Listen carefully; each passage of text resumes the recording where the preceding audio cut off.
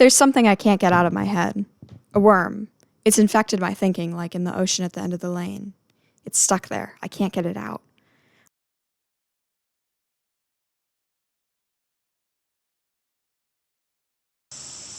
When I sit at the pool, it bugs me. When I do the dishes, it swims circles around my skull. When I sleep, it digs itself further and further into my cranium.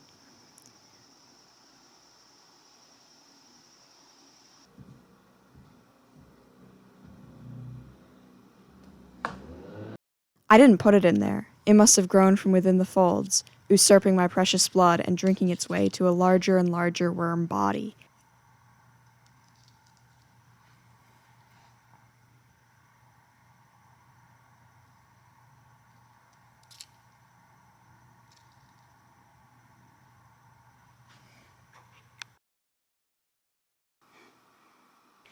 It comes from the depths of my soul, and it pounds again and again against my temples. Why? Sometimes I get hints. The worm sends out tiny cues, like tiny signals on a tiny radio. Buzz, buzz,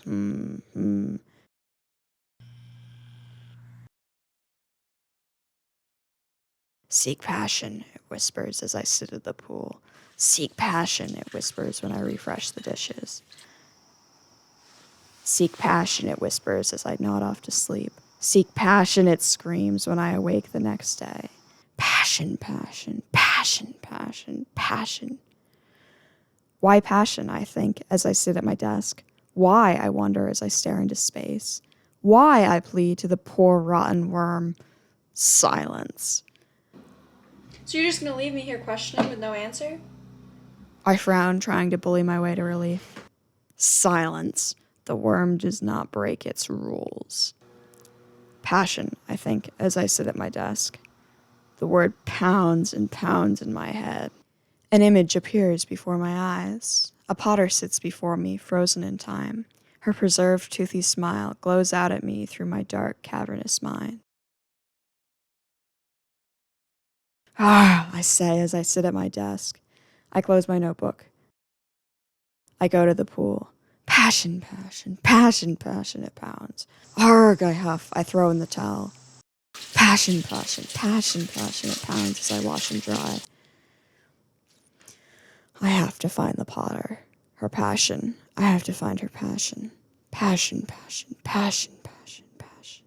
I pack my black camera, white notebook, and long, sleek orange pencil in my backpack. I start walking. I must find the potter. Potter, passion, passion, passion, passion, passion, passion, passion, passion. I come across an old house with a warm feeling.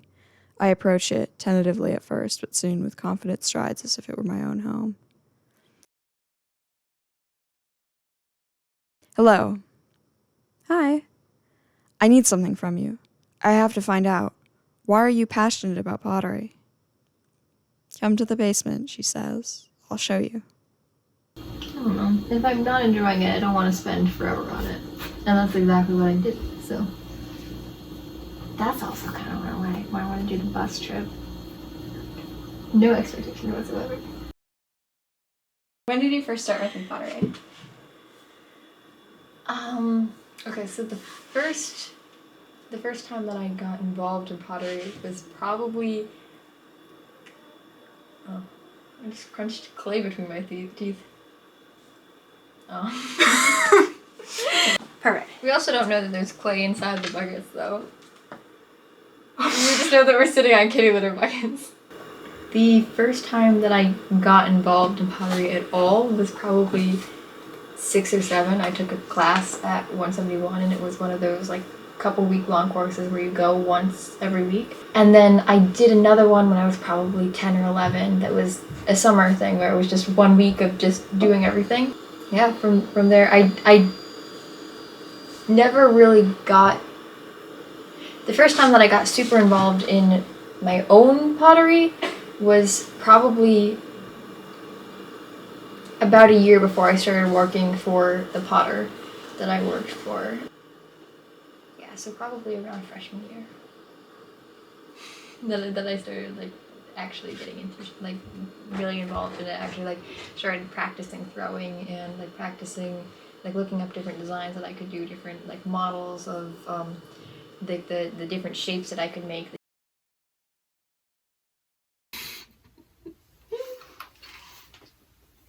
Are there like pieces pieces that you've made that you use a lot, and do they have sentimental value to them? How do you feel when you use them? Yeah, so the bowls that we eat ice cream out of, I made those ones. So yeah, I have our bowl set is I made it. But yeah, I really like using them. I converted to eating dinner in a bowl almost every night, regardless of what it is. I'll eat like chicken and rice out of a bowl, like just to have an excuse to use it. So I use them almost every day. And so yeah, I like the bright colors. All the outsides are painted a bright, like a different bright color, and then they have patterns carved on the inside. And so yeah, I used to be very shy about them because they're not perfect circles. They got warped in the kiln, and that's another thing. I've had a lot of issues with warping, like with bowls coming out all wonky of the kiln, because they're fine when they go in, and then a lot of times, so clay has memory. Way off topic now, but clay has memory, so that if you bend it while it's wet, it will remember that, but it won't show up until after the second firing. And so you can get through the entire process thinking it's fine, and then a mistake that you made at the very beginning of the process shows itself at the very end of the process, which can be very frustrating. And so there's this piece that you've already invested hours into that is suddenly ruined because it's something that you did that you didn't know about. Well, I mean, you obviously knew about it because you picked it up and bent it, but you didn't know that it was going to be that big an issue until everything's said and done. There's nothing you can do to change it because it's chemically different now. And so yeah, it was, I used to be very shy about anybody knowing that I'd made the bowls, about using the bowls myself, because I didn't like the idea of showcasing anything that wasn't perfect. Still, even now, I'm very picky with who I give gifts, like the ceramic gifts to, and what I give, because I guess my thought process behind it is, if I'm giving you something, you don't really have the power to say no to it. So if it's not something that's store quality, if it's not something that you would buy yourself, now I'm just forcing something that you don't want onto you, kind of thing. And so in order for me to give you something, it has to be worthy of you choosing it, which would essentially translate to it must be, manufacturing level quality, which really isn't realistic to expect of a handmade piece.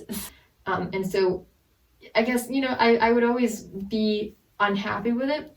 But the thing is, like, I think this happened off camera, but I found the plate that had the little soap in it. Yeah, so like I looked at it and it really wasn't that bad. It was like just like a couple of millimeters that it was humped. But when I first took it off, that was the only thing I could see. To the extent that I spent a very long time trying to figure out what the best solution was. I spent several hours. It's kind of embarrassing to admit that I spent several hours coming up with a circle of cardboard.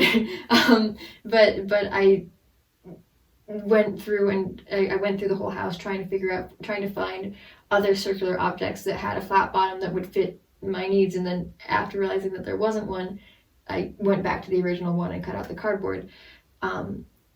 But it was, I guess, coming back to it later on, you realize that the mistake that you thought you made wasn't as bad as it appeared to be at the beginning. And so the bowls that I eat out of now, when I first ate out of them, I every time I would pick something up, every time I would pick it up, the first thing I would notice is that this isn't circular, this isn't even, it's that the color bled right there, and I don't like it. And now I pick something up and I think like this is one of my bowls. It's kind of like the same thing with the strawberries. It's just kind of, it's grown to become my little inanimate family, and it's just kind of, they exist, and I think that they should be allowed to exist with imperfections, just like humans are allowed to exist with imperfections. And so, you know, they exist to be admired, and they exist to have food eaten out of them, and I do both.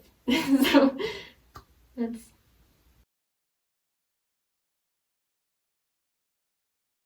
different. And at that time, I didn't really have much. I didn't really have much experience with molding per se, because I was introduced to molding by Colleen, and so it was mostly throwing, and mostly just glaze work as opposed to like sgraffitoing and drawing pictures and that sort of thing. I haven't really decided on my style yet, and so I have different things that I've made from different periods of time that are completely and vastly different, and I like them all for different reasons, but I haven't actually figured out which one is the perfect one for me yet. And so being able to just kind of do something without having some sort of standard that you're working towards at the end leaves a lot of room for creativity, and leaves a lot of room for creative discovery and self-discovery, and kind of just playing around and being able to mess up. Because if you mess up on someone else's work, then you're throwing their money down the drain. If you mess up on your own work, then you just ball it up and start again. And so it makes it, I'm not sure, it's just, there's like the mindset that you have to come at making each different type of pottery with is just vastly different.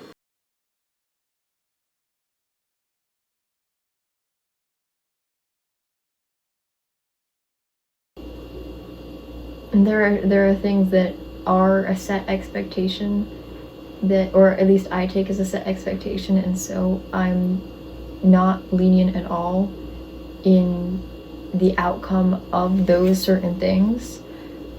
And so because that's so exhausting, anything else that I can have that I don't necessarily have to have a rigid set of expectations for, I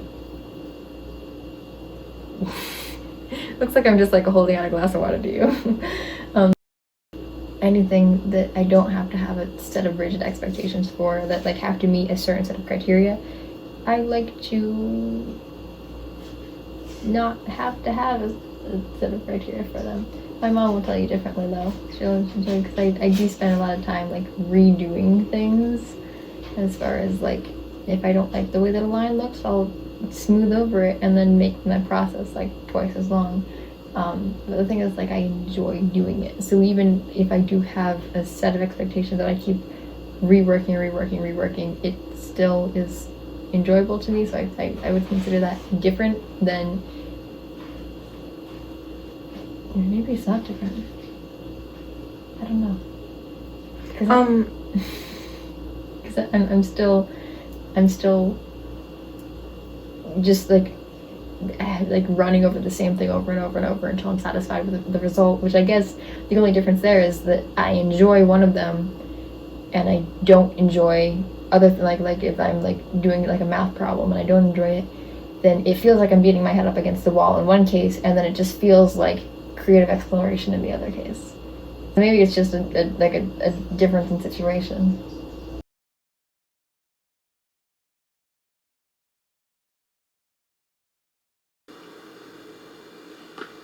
Having everything that you do and your methodology towards doing that reliant on what the end outcome is going to be, I think is very damaging to the enjoyment of whatever you're doing in the first place. And so if you spend all of your time, like take I mean, take college for example. If you're going to college, and you hate every minute of it, and then but this is, I don't like it right now, but it's leading me towards a better future.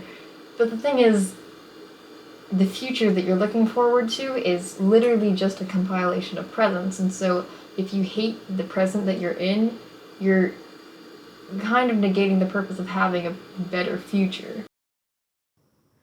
The worm got a little smaller. I got a little bigger.